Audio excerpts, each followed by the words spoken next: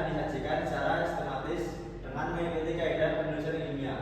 Selanjutnya ada jenis-jenis artikel jurnal. Yang pertama ada daftar pustaka beranotasi. Jenis artikel yang memuat daftar bacaan disertai beberapa kalimat penjelasan untuk masing-masing sumber. Bobotnya sangat rendah dan sangat jarang jurnal menerbitkannya. Jika bahan bacaan cukup banyak, lebih baik dikembangkan menjadi review artikel. Yang kedua ada book review. Artikel yang mengulas satu buku yang baru diterbitkan, walaupun tidak sedikit jurnal yang mempublikasikannya, tetapi bobotnya tidak dinilai tinggi. Yang ketiga ada profesional artikel. Artikel yang ditujukan untuk pembaca non-akademis seperti koran, majalah, populer, atau trade jurnal. Para akademis menulis jenis ini untuk mempengaruhi kebijakan atau mengubah praktik masyarakat, namun tidak dapat serta dengan artikel jurnal ilmiah. Yang keempat ada notes. Artikel pendek sekitar 500 kata yang ditujukan untuk mendokumentasikan temuan kecil, biasanya berupa case history, inovasi, metodologis, atau studi terbatas. Terus yang kelima ada interview. Artikel berupa pengantar singkat dan transkrip wawancara dengan ilmuwan terbuka atau tokoh publik. Perlu perencanaan matang seperti pertanyaan harus fokus, jawaban harus provokatif atau informatif, dan wawancara harus direkam serta ditranskrip dengan cermat. Yang keenam ada translation. Hasil terjemahan artikel jurnal yang ditulis orang lain tujukan untuk memperkenalkan gagasan penting kepada pembaca yang berbeda bahasa. Yang ketujuh, respon artikel. Isi tanggapan atau kritik atas artikel yang telah diterbitkan di jurnal yang sama. Biasanya lebih pendek dan lebih mudah ditulis karena hanya respon satu artikel tertentu. Selanjutnya yang kedelapan, review artikel. Mengulas berbagai literatur tentang topik tertentu. Tidak cukup hanya meringkas atau mensintesis, penulis harus memberikan perspektif kritis, mengidentifikasi kontradiksi, kesenjangan, pertanyaan yang belum terjawab, serta menyarankan arah penelitian ke depan. Yang kesembilan, theoretical artikel. Tujukan untuk mengulas dan mengembangkan teori, menelusuri perkembangan teori tertentu lalu mengusulkan teori baru, atau menunjukkan kesalahan fatal pada teori lama dan membandingkan dua teori dan menunjukkan yang lebih unggul. Cocok bagi yang mempunyai kontribusi orisinal. Terus yang terakhir, research artikel. Paling bergensi dan paling banyak diterbitkan. Itu ada 3 jenis. Yang pertama ada social science. Biasanya berisi kuantitatif atau kualitatif atau introspektif. Yang kedua ada humanities. Biasanya berisi analisis ekspresi manusia. Terus yang ketiga natural science, yang biasanya berisi data dunia fisik atau sains. Selanjutnya ada perbedaan struktur imlat dan non-imlat yang akan dijelaskan oleh Mbak Yulia. Perbedaan struktur imlat dan non-imlat. Format imlat berisi introduction, methods, result, discussion. Introduction yaitu pendahuluan, memuat latar belakang masalah, alasan pemilihan topik, tujuan penelitian, tinjauan literatur singkat, serta hipotesis atau pertanyaan penelitian yang ingin dijawab. Metode menjelaskan secara rinci bagaimana penelitian dilakukan, desain penelitian, populasi atau sampel, instrumen, prosedur, pengumpulan data, dan teknik analisis data. Result atau hasil menyajikan temuan penelitian secara objektif tanpa interpretasi, dapat menggunakan kombinasi teks, tabel, dan gambar atau grafik yang setiap satunya harus diberi nomor dan judul yang jelas. Yang keempat yaitu discussion atau pembahasan yang menginterpretasikan hasil mengaitkan dengan teori dan penelitian terdahulu, mengidentifikasi implikasi temuan, serta mendiskusikan keterbatasan penelitian secara jujur dan kritis. Format non-imlat tidak eksplisit menyebut format IMRD. Yang kedua yaitu metode bisa masuk ke pendahuluan. Yang ketiga lebih fleksibel dalam penyajian. Yang keempat wajib menyesuaikan dengan tujuan jurnal. Struktur format imlat berisi judul, penulis afilias, abstrak, kata kunci, introduction, method, result, discussion, dan conclusion. Yang pertama, judul. Judul harus singkat, maksimal 15 kata, provokatif, dan mencerminkan isi artikel secara menyeluruh. Penulis dan afiliasi. Nama penulis ditulis lengkap tanpa singkatan gelar. Afiliasi mencakup nama institusi, tidak boleh disingkat. Kota dan negara. Email dicantumkan harus email resmi afiliasi, bukan email pribadi. Penulis boleh mencantumkan 2 afiliasi jika memiliki 2 institusi. Yang ketiga yaitu abstrak, ringkasan yang berdiri sendiri. Dari keseluruhan artikel terdiri dari 150 sampai 250 kata. Memuat tujuan penelitian, metode yang digunakan, temuan utama, dan kesimpulan. Yang keempat yaitu kata kunci. Pilih 4 sampai 5 kata kunci yang paling relevan dengan topik penelitian.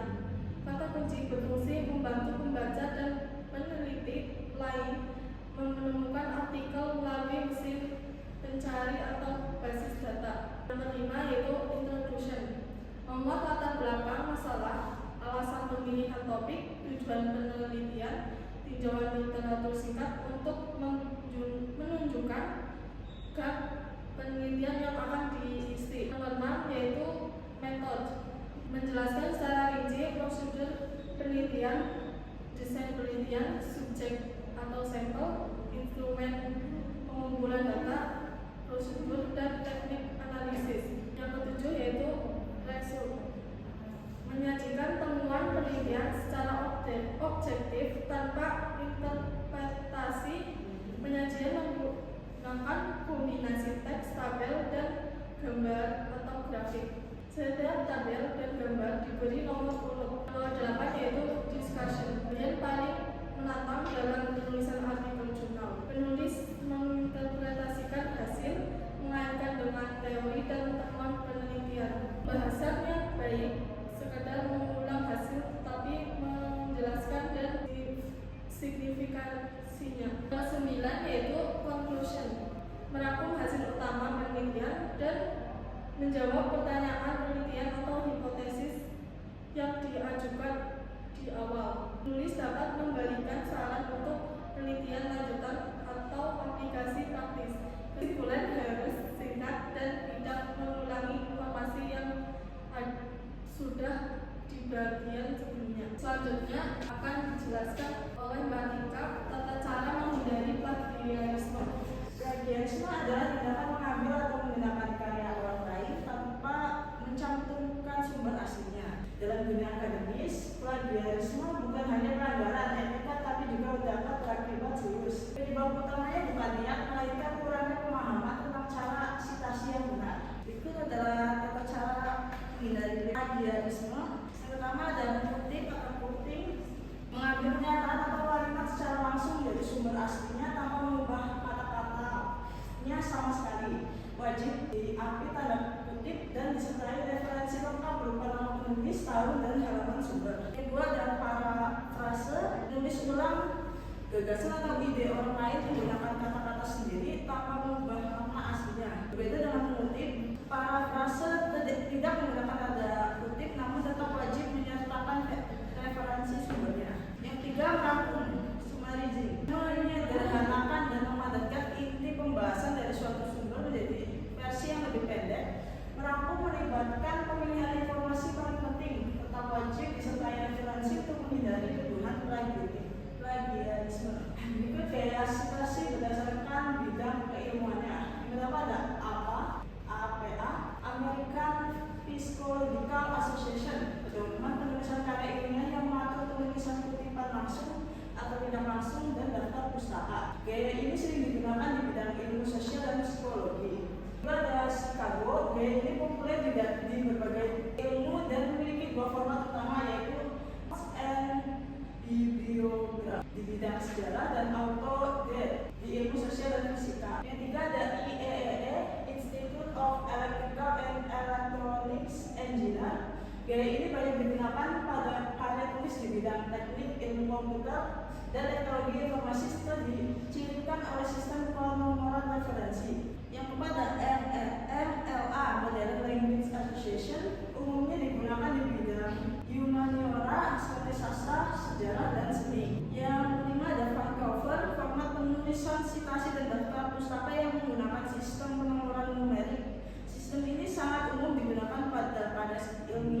jurnal medis dan ilmu kesehatan. Dan ini ada prosedur publikasi jurnal nasional dan internasional. Yang pertama adalah temukan jurnal yang tepat. Jurnal Indonesia itu dapat dicari melalui SIPA, Benda Morarev, Indonesia Watch Health. Jurnal internasional dapat menggunakan Scopus, DOAG, Springer, Thomson Reuters, atau Stimagor. Pilih jurnal yang sesuai dengan topik dan bidang keilmuan agar peluang diterima lebih besar. Ini ada contoh Stimagor. Untuk melihat jurnal-jurnal Scopus, jadi ini ada CITA. Selanjutnya, yang kedua, pelajari author guidelines. Baca dan pahami dengan teliti pedoman penulisan author guidelines jurnal tujuan. Seliku memuat aturan format artikel, struktur penulisan, gaya citasi, tata letak tabel, dan gambar. Batas jumlah kata serta template yang harus diikuti. Artikel tidak memenuhi syarat ini bisa langsung ditolak editor. Selanjutnya, yang ketiga, tulis artikel sesuai struktur. Susun artikel lengkap dari judul dan ringkas, abstrak, kurang dari 200 kata, format ibarat, pendahuluan, metode penelitian, hasil dan pembahasan, kesimpulan, ucapan terima kasih, dan daftar pustaka. Pastikan citasi dan daftar pustaka mengikuti format yang ditentukan oleh jurnal. 4. Daftar dan miliki ORCID. ORCID adalah Open Researcher and Contributor ID, adalah identitas unik bagi peneliti yang berfungsi membedakan seseorang peneliti dari orang lain yang memiliki nama serupa, dimiliki sebelum mengirimkan artikel khususnya untuk jurnal internasional berreputasi. 5. Submit via OJS. Untuk mengirimkan artikel, penulis harus masuk akun OJS jurnal yang dituju melalui menu login. Jika sudah memiliki akun, cukup masukkan username dan password. Apabila belum memiliki akun, penulis harus mengisi bagian registrasi. Kalau diklik akan muncul formulir yang harus diisi. Setelah mendapatkan akun OJS, proses resmi artikel dapat dimulai. Ada 5 tahap. Yang pertama start, yaitu memulai proses pengiriman artikel. Yang kedua upload submission, yaitu mengisi file artikel. Metadata, yaitu mengisi data para penulis, judul, abstrak, kata kunci, dan referensi. Upload supplementary file, yaitu mengisi lampiran file. Konfirmasi, yaitu memberitahuan kalau sudah lengkap atau selesai. Selanjutnya nomor 6, proses review oleh reviewer. Editor melakukan tinjauan awal, penyesuaian fokus, jurnal, format, template, dan tingkat kemiripan. Jika lolos, naskah diteruskan ke reviewer atau mitra yang menilai kualitas isi, metode, keaslian, dan kontribusi ilmiah. Reviewer memberikan komentar dan saran perbaikan. Yang ke-7, revisi, penyuntingan, dan publikasi. Tulis merevisi naskah sesuai masukan reviewer. Proses ini bisa berulang beberapa kali hingga artikel dinyatakan layak. Setelah penyuntingan akhir, tata bahasa, format, dan referensi, artikel diberikan DOI, Digital Object Identifier.